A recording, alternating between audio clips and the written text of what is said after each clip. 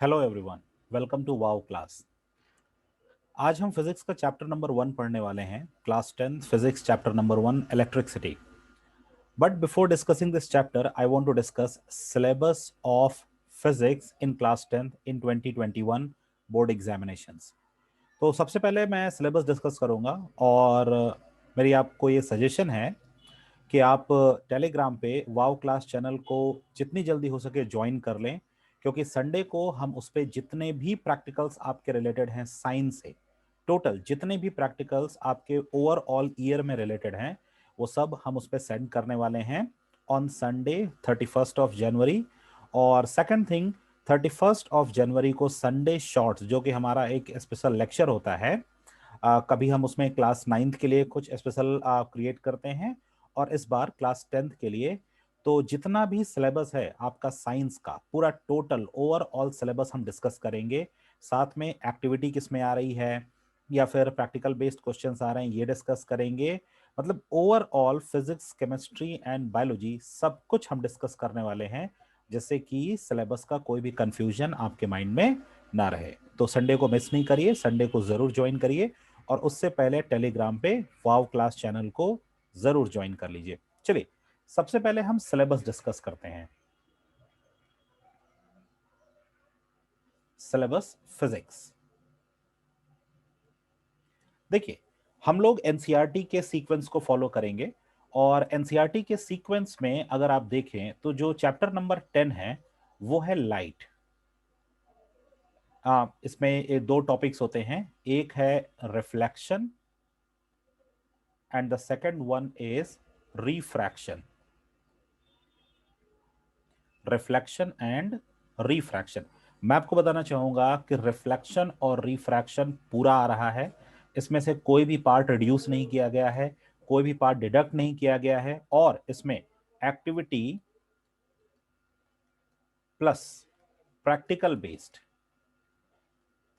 Activity plus practical based questions आपके exam में आएंगे।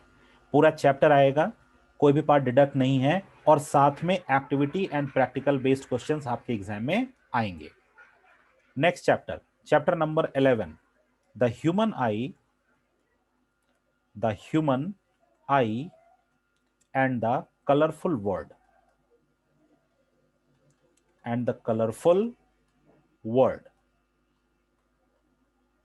देखिए, the human eye and the colourful world में जो पार्ट मैं रेड से मेंशन करूंगा वो पार्ट पूरा का पूरा रिड्यूस कर दिया गया है। देखिए, functioning of a lens in the human I, in the human I, defects of vision, defects of vision and their corrections, and their corrections। थोड़ा सा मैं स्क्रॉल करता हूं। नेक्स्ट, applications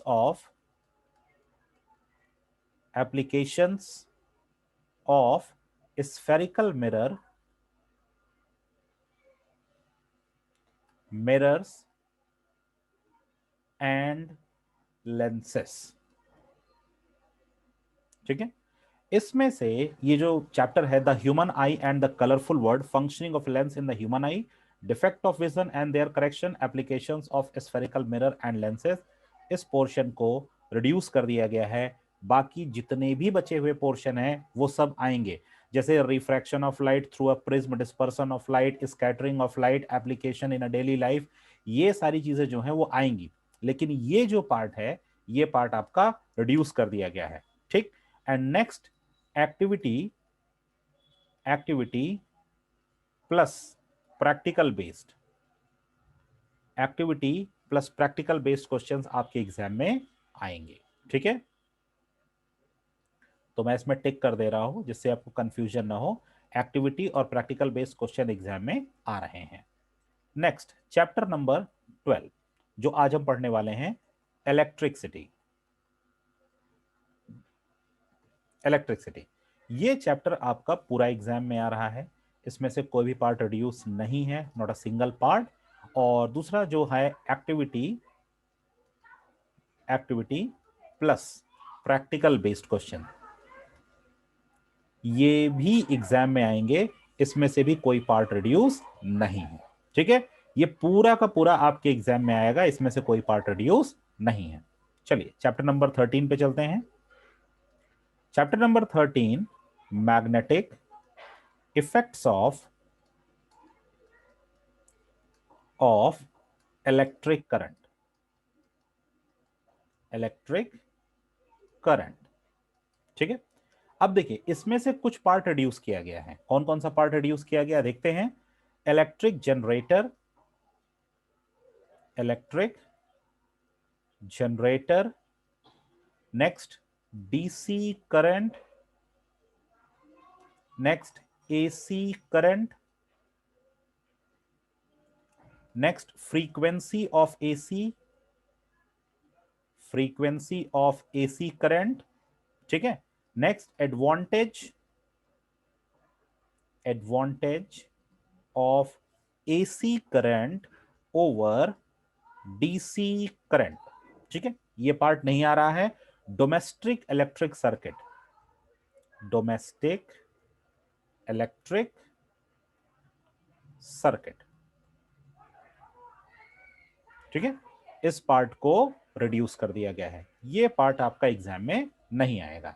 और हां, इसमें एक चीज आप देख लीजिए, यहां पे सिर्फ ओनली एक्टिविटी बेस्ड क्वेश्चंस आएंगे, एक्टिविटी बेस्ड क्वेश्चंस आएंगे, ठीक है। Only and only activity based question. चलिए चैप्टर नंबर 14 देखते हैं। चैप्टर नंबर 14 जो है आपका sources of energy, sources of energy, ठीक है। तो सोर्सेज ऑफ एनर्जी पूरा का पूरा काट दिया गया है, पूरा का पूरा पोर्शन डिलीट कर दिया गया है, इस पोर्शन में से कुछ भी नहीं आएगा, ठीक है। तो आप एक बार इसको फिर से देख लीजिए, फिर हम चैप्टर स्टार्ट करते हैं। Light reflection and reflection, activity plus practical, पूरा चैप्टर आ रहा है। Human eye and the colourful word, जो मैंने रेड पोर्शन से लिखा है वो पोर्शन नहीं आएगा, बाकी बचे हुए पोर्शन आएंगे, प्लस एक्टिविटी और प्रैक्टिकल के क्वेश्चन आएंगे। इलेक्ट्रिसिटी में एक्टिविटी और प्रैक्टिकल क्वेश्चन आएंगे और पूरा का पूरा इलेक्ट्रिसिटी चैप्टर आएगा। Magnetic effects of electric current में इन रेड टॉपिक्स को छोड़ के, जो मैंने लाल रंग से लिखे हैं उसको छोड़ के, electric generator, DC current, AC current, frequency of AC, advantage of AC over DC, domestic electric current, ये सब नहीं आएगा। इसमें सिर्फ और सिर्फ only and only activity based question आएंगे, प्रैक्टिकल बेस्ड क्वेश्चंस नहीं आएंगे, only and only activity based question. Next sources of energy, जो कि पूरा का पूरा रिड्यूस कर दिया गया है, ठीक है। तो इसको आप माइंड में रखिए और अब हम लोग चैप्टर स्टार्ट करते हैं। रेडी। देखिए अब हम एक चैप्टर पढ़ने वाले हैं, चैप्टर नंबर 1 इलेक्ट्रिसिटी, और ये काफी वास्ट चैप्टर है, काफी बड़ा चैप्टर है, बट मैं कोशिश करूंगा कि इसको मैं जल्दी से पढ़ा सकूं आपको without taking so much of time. देखिए आज के समय में जो हमारी इलेक्ट्रिसिटी है, जिसको हम इलेक्ट्रिक करंट कहते हैं, जिससे हमारा बल्ब जलता है, फैन चलता है, हम अपने अलग अलग डोमेस्टिक अप्लायंस रन कर सकते हैं, चला सकते हैं, जितना आसान आज के समय में ये इलेक्ट्रिसिटी है, पहले ये इतना आसान नहीं था, पहले ये हर इंसान की पहुंच में नहीं था। अगर हम ये कहें तो ये हम कह सकते हैं कि इलेक्ट्रिसिटी जो है वो आज के समय में wonders of the modern world है, ठीक है, wonders of the modern world है, ठीक है।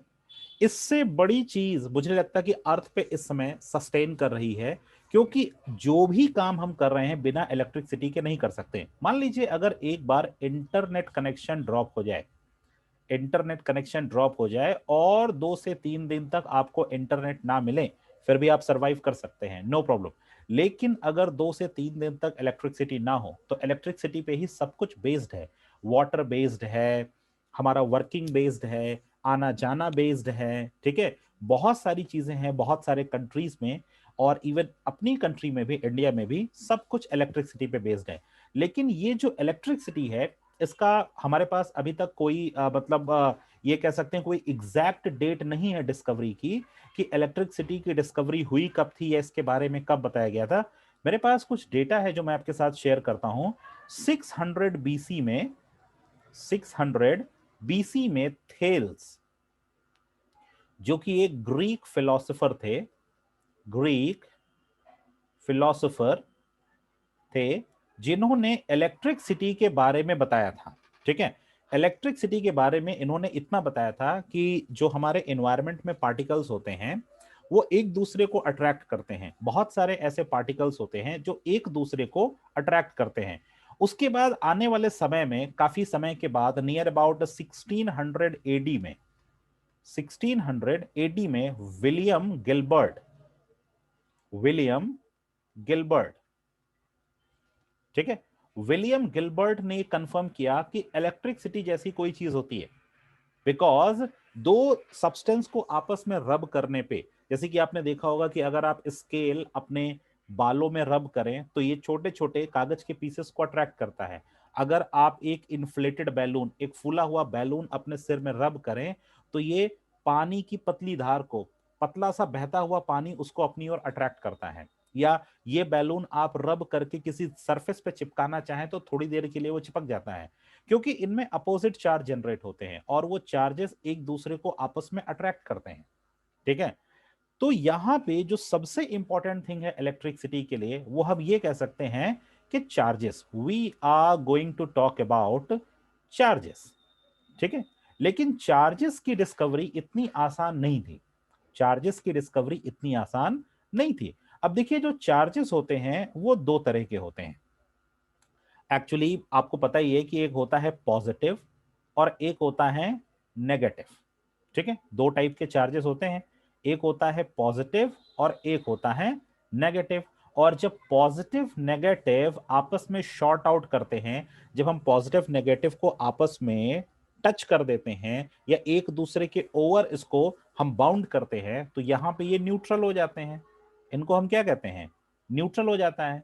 ठीक है, जैसे कि अगर कभी शॉर्ट सर्किट होता है तो वहां पे चार्जेस क्या होते हैं? चार्जेस फिनिश अप हो जाते हैं, एंड अप हो जाते हैं, और वो डिवाइस क्या होता है? न्यूट्रल हो जाता है। तो हमको पता है दो तरह के चार्जेस होते हैं, एक होता है पॉजिटिव और एक होता है नेगेटिव। लेकिन जिस तरह से आज हम देखते हैं इसके बारे में, वो इतना आसान पहले के समय में नहीं था। ठीक है, चलिए आगे बढ़ते हैं।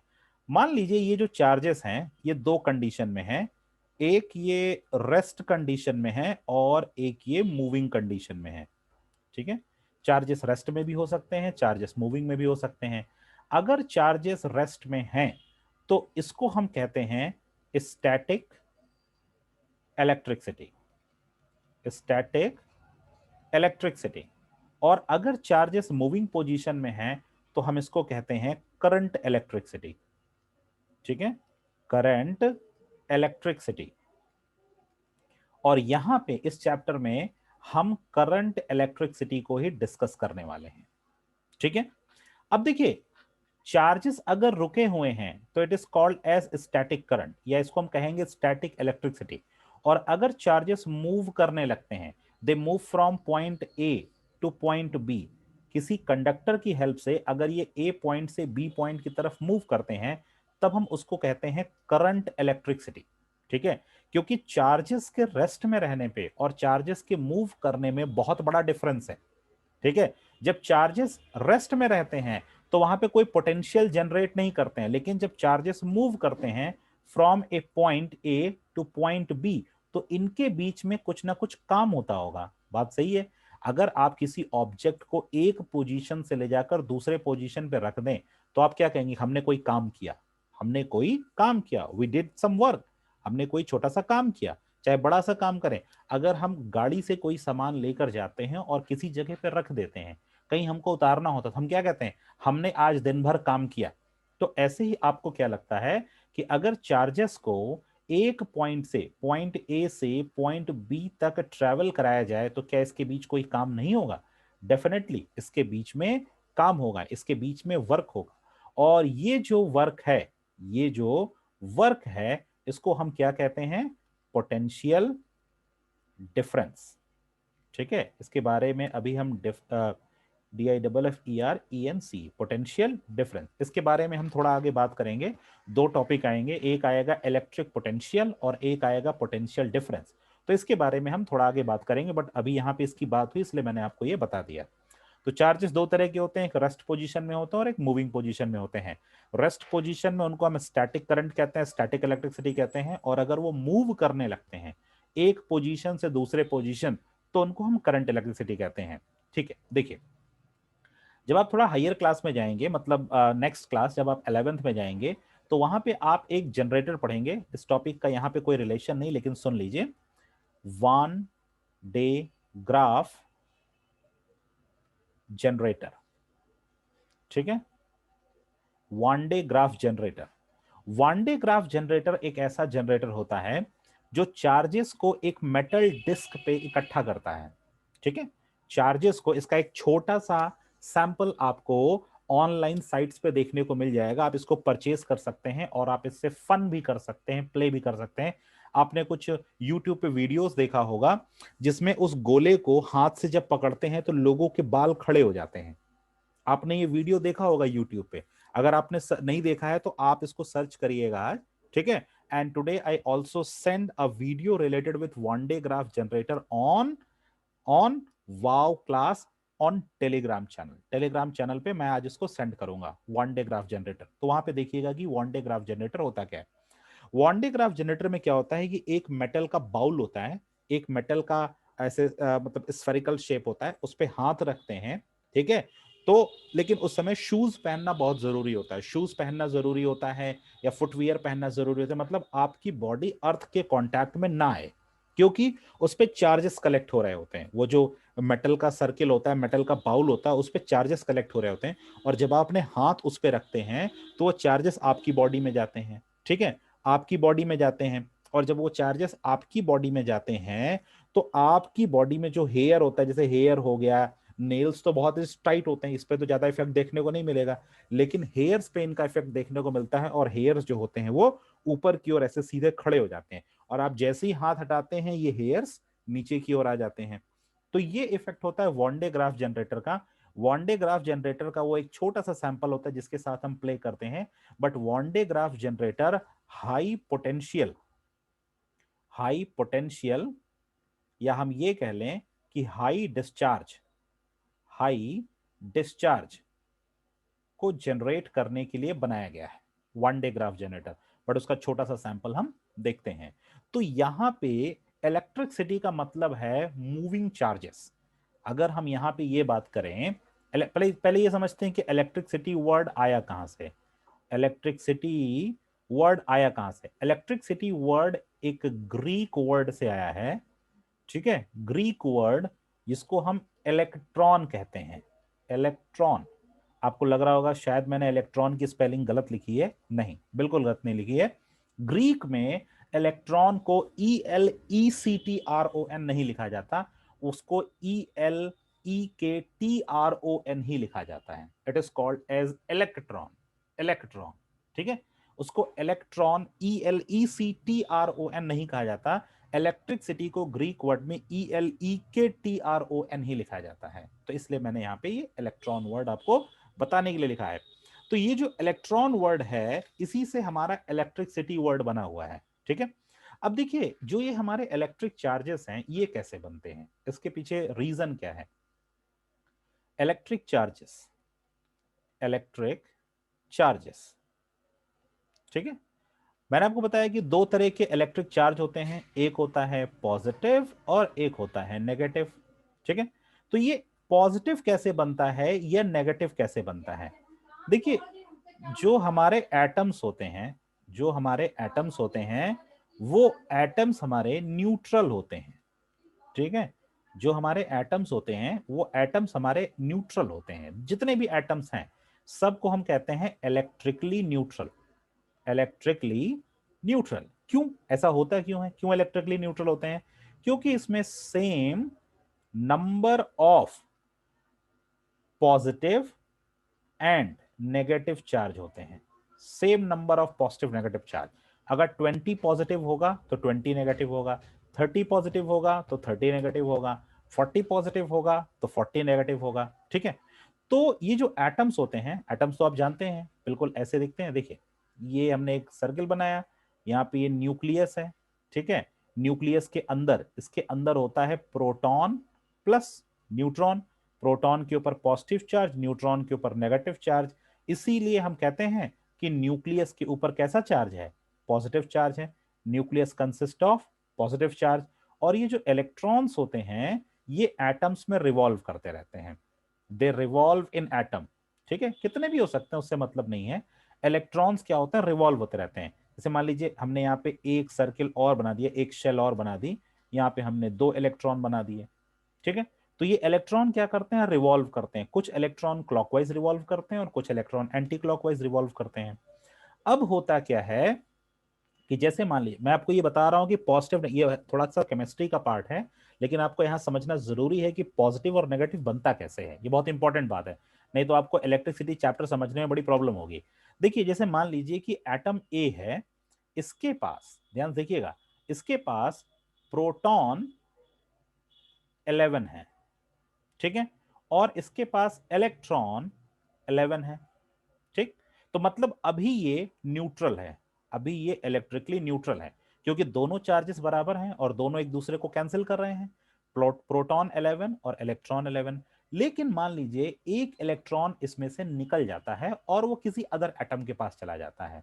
अभी ये नहीं पूछेगा कि क्यों ऐसा होता है, ये हम आपको बताएंगे केमिस्ट्री में, जब हम पढ़ाएंगे मेटल्स एंड नॉन मेटल्स और जब पढ़ाएंगे पीरियोडिक क्लासिफिकेशन ऑफ एलिमेंट, तब मैं आपको वहां डिटेल में बताऊंगा कि ऐसा क्यों होता है। बस अभी आप इतना समझिए। और एक बात और याद रखिए, प्रोटॉन कभी भी अपना न्यूक्लियस छोड़ के नहीं जाता है, प्रोटॉन कभी नहीं निकलेगा, उसकी निकलने की भी कुछ कंडीशंस होती हैं, बट नॉर्मल स्टेट पे प्रोटॉन न्यूक्लियस को छोड़ के नहीं जाता है, वो न्यूक्लियस के अंदर ही बाउंड रहता है। जबकि इलेक्ट्रॉन आते जाते रहते हैं, इनका फ्री पैसेज होता है, चले जाते हैं चले जाते हैं, नो प्रॉब्लम। तो मान लीजिए यहां से एक इलेक्ट्रॉन अगर निकल जाए तो आप देखेंगे कि ए के पास जो प्रोटॉन बचे वो 11 थे और जो इलेक्ट्रॉन बचे वो 10 हो गए। बताइए कौन सा चार्ज ज्यादा हो गया, ऑटोमेटिकली प्रोटॉन ज्यादा हो गया, और इसीलिए ए के ऊपर कैसा चार्ज आ गया, पॉजिटिव चार्ज आ गया। मतलब ये पॉजिटिव चार्ज बन गया, ये पॉजिटिव आयन बन गया, ये पॉजिटिव चार्ज बन गया।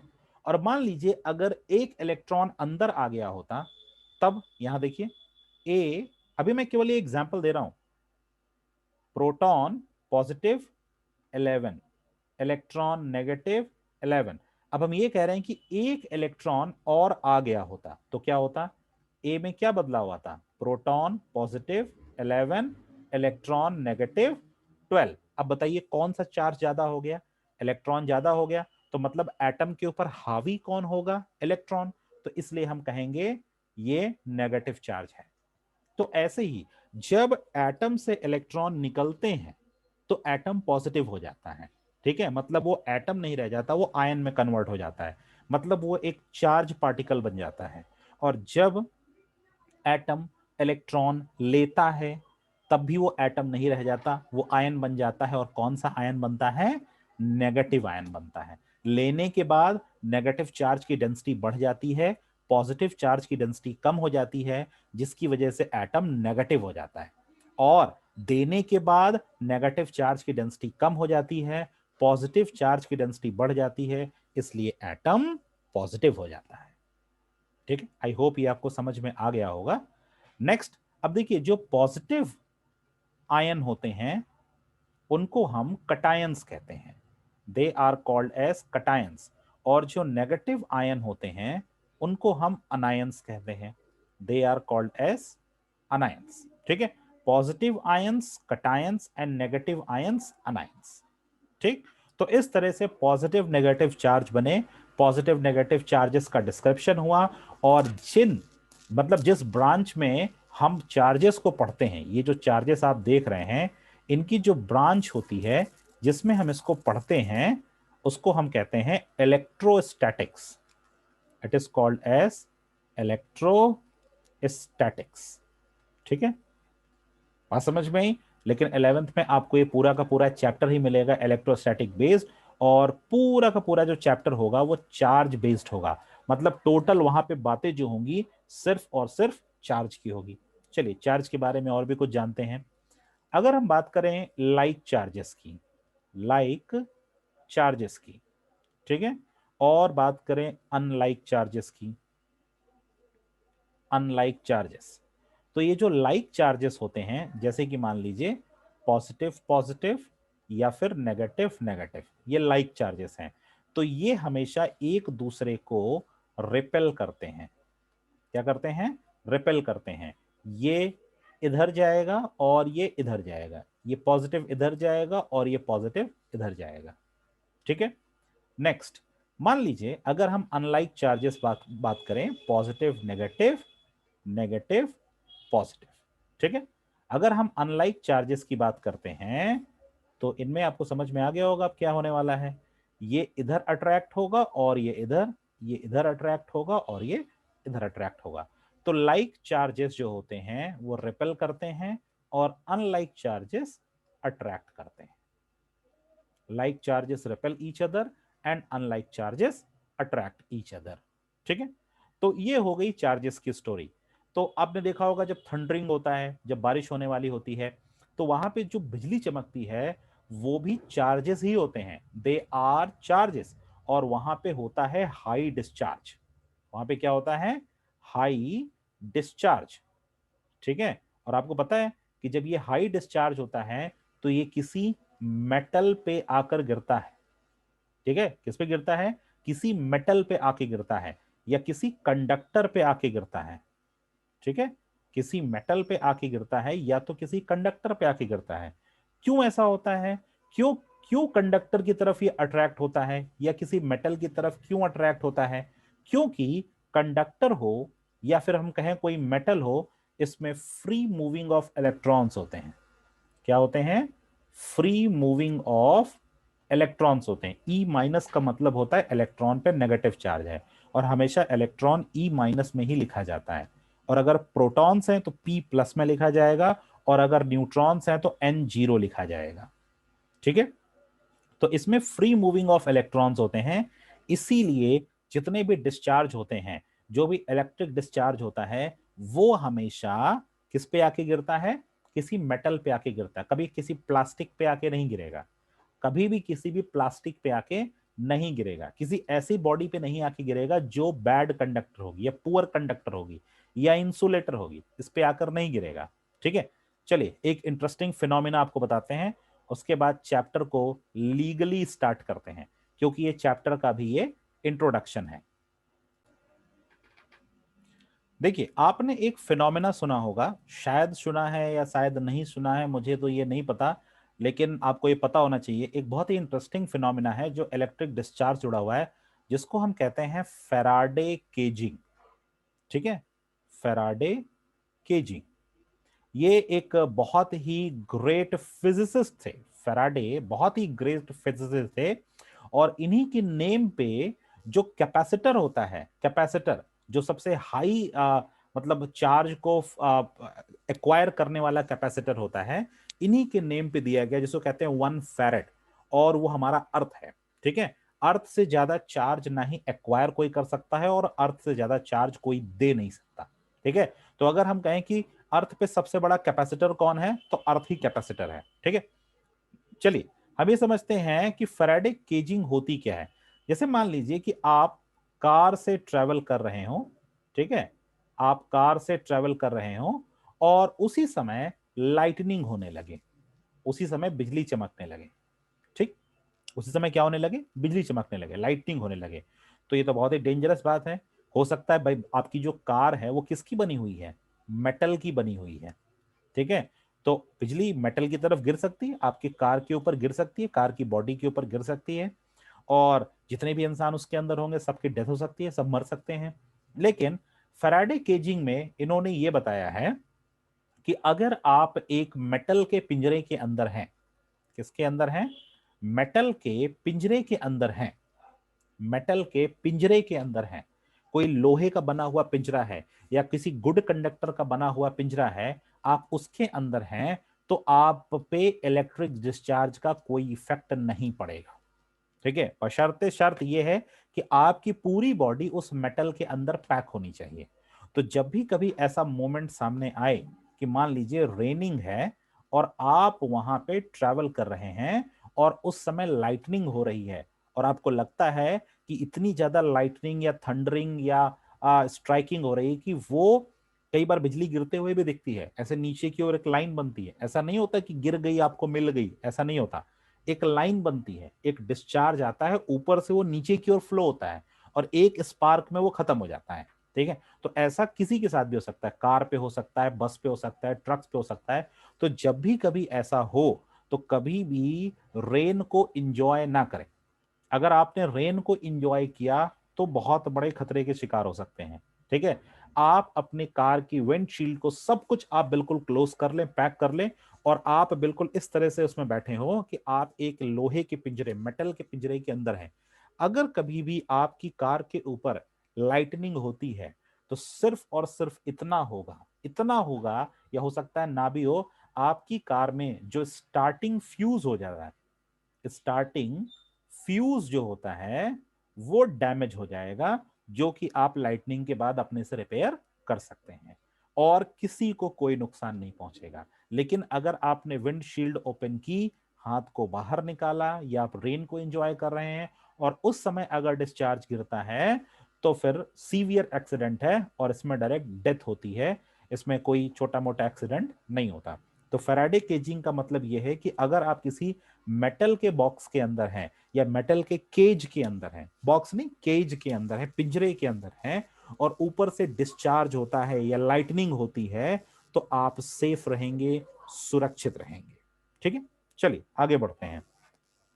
अब हम बात करते हैं कंडक्टर्स और इंसुलेटर्स की, जो कि आपके चैप्टर का टॉपिक है। कंडक्टर्स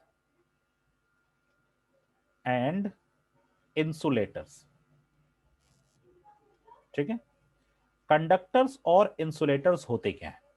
देखिए, कंडक्टर्स ऐसे सब्सटेंसेस होते हैं जो इलेक्ट्रिसिटी को फ्लो करने में हेल्प करते हैं। मान लीजिए ये ऐसा कोई कोई भी डिवाइस मान लीजिए, या कोई भी ऐसा सब्सटेंस मान लीजिए, कोई भी ऐसे सब्सटेंस या कोई भी ऐसी चीज जो इलेक्ट्रिसिटी को एक एंड से दूसरे एंड तक फ्लो होने में हेल्प करते हैं। ठीक है, और इंसुलेटर ऐसे सब्सटेंसेस होते हैं या ऐसी चीजें होती हैं जो किसी भी इलेक्ट्रिसिटी को एक एंड से दूसरे एंड फ्लो होने नहीं देते हैं। ठीक है, कंडक्टर्स में जैसे ऑल मेटल्स, ऑल मेटल्स ये सब क्या है? कंडक्टर्स हैं। जितने भी मेटल्स हैं वो क्या हैं? कंडक्टर्स हैं। Pass electricity through them, pass electricity through them. यहां पे non metals, non metals except graphite, except graphite, क्योंकि graphite good conductor of electricity होता है। तो ये जो नॉन मेटल्स होते हैं do not pass electricity, pass electricity through them, do not pass electricity through them. ये इलेक्ट्रिसिटी को पास होने से रोक कर रखते हैं। ठीक है, जैसे कि प्लास्टिक या फिर पीवीसी, पॉलीविनाइल क्लोराइड, ये सब क्या है? बैड कंडक्टर नहीं है, उनको इंसुलेटर कहेंगे। They are called as insulator. Insulator का मतलब कि इलेक्ट्रिसिटी को ये पास होने नहीं देते हैं। अगर मेटल्स की बात करें तो जैसे कॉपर, ठीक है, कॉपर, जिंक, आयरन, और जो बेस्ट कंडक्टर ऑफ इलेक्ट्रिसिटी होता है, बेस्ट, उसको हम कहते हैं silver. Silver is the best conductor of electricity. ठीक है, लेकिन हम घरों में कॉपर की वायर यूज करते हैं और पॉलीविनाइल क्लोराइड, पीवीसी की कोटिंग यूज करते हैं। जब भी आपने देखा होगा घर में अगर कभी वायरिंग होती है तो वायरिंग के समय वायर का यूज होता है ना। और ये जो वायर होते हैं इन पे हमेशा एक कोटिंग होती है। थ्री टाइप्स के वायर हम इंडिया में यूज करते हैं।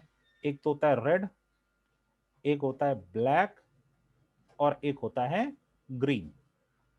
ठीक है, जो रेड वायर होता है वो पॉजिटिव के लिए यूज करते हैं, ब्लैक वायर नेगेटिव के लिए यूज करते हैं। ठीक है, और जो ग्रीन होता है वो अर्थिंग के लिए यूज करते हैं, अर्थिंग। ठीक है, तो रेड, ब्लैक और ग्रीन, ये तीनों वायर जो होते हैं इनका हम यूज करते हैं।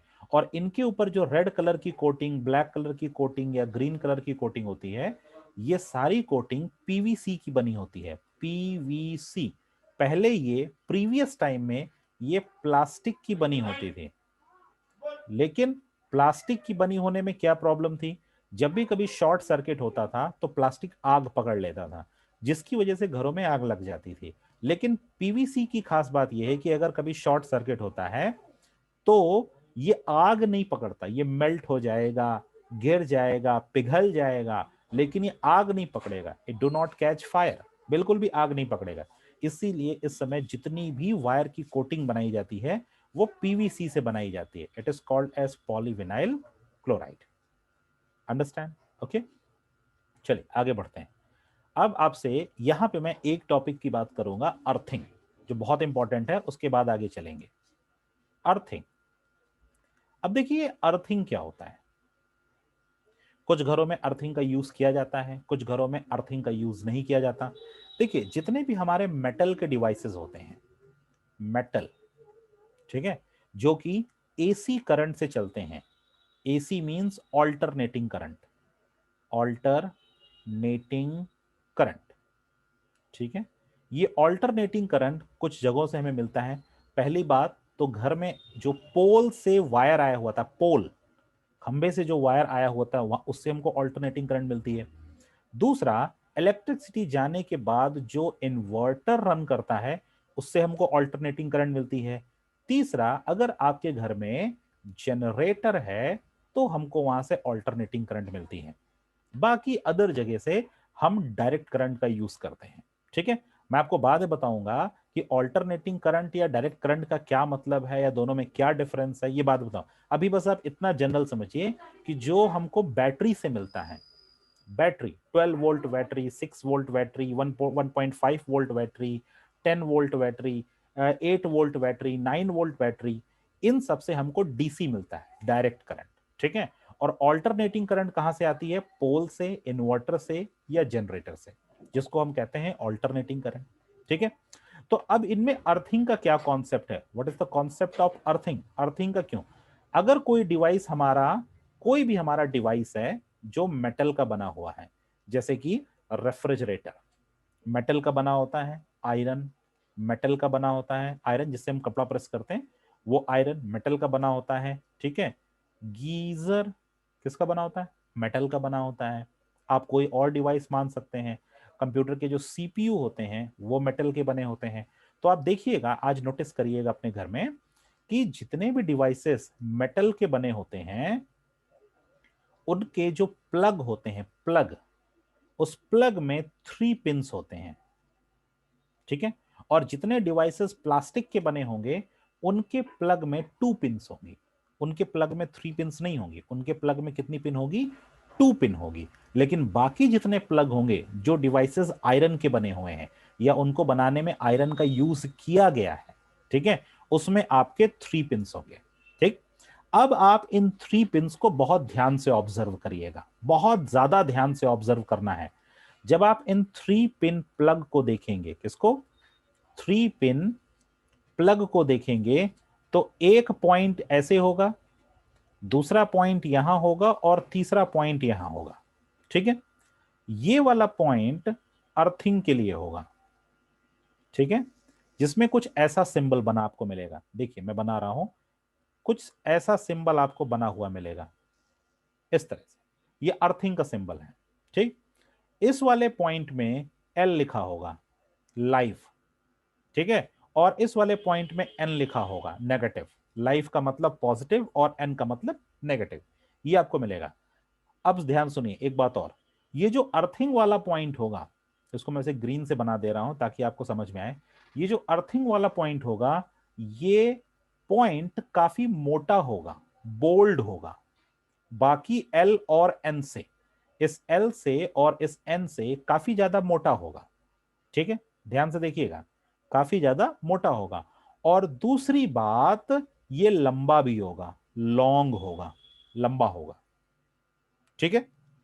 मोटा होगा, बोल्ड होगा और लंबा होगा, लॉन्ग होगा। आपका ये छोटा सा होमवर्क है कि आप ये ढूंढ के रखिएगा कि क्यों ये बोल्ड होता है, क्यों ये मोटा होता है और क्यों ये लंबा होता है। इसके बारे में हम नेक्स्ट टर्न पे डिस्कस करेंगे, ठीक है। यहीं से हम लोग नेक्स्ट टर्न पे चलेंगे। अर्थिंग की इस प्रोसेस को मैं रिवील करूंगा, क्यों अर्थिंग का जो टर्मिनल होता है प्लग में, वो क्यों अदर 2 टर्मिनल से मोटा होता है और वो अदर 2 टर्मिनल से क्यों लंबा होता है, ठीक है। तो इसके बारे में हम नेक्स्ट टाइम पे बात करेंगे। So thank you everyone, thank you for joining us. So don't forget, for Sunday, in Sunday shorts, I am talking about whole syllabus of science, physics, chemistry, and biology. And as soon as possible, you join Wow Class Telegram channel on Telegram. Thank you, everyone. Thank you for joining us.